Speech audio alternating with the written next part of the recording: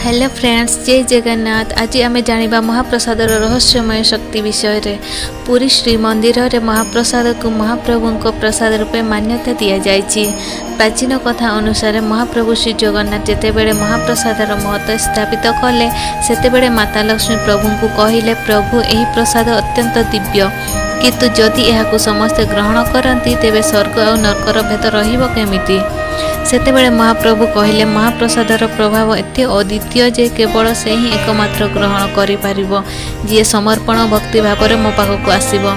या छाड़ीदेले जो भक्त अपवित्र मनरे महाप्रसाद सेवन करे ताकू महाप्रसादर लाभ मिलिबो नाही। यही कारण जो मान्यता अच्छी जे महाप्रसाद केवल तांकू ही मिले जी शुद्ध मन आउ भक्ति भाव में महाप्रभु को दर्शन करने को जाए। महाप्रसाद सेवन करने पूर्व मनर श्रद्धा और भक्ति भाव रहिबा अनिवार्य अटे, नहेले यार प्रभाव अलटा हो पारे। जय जगन्नाथ।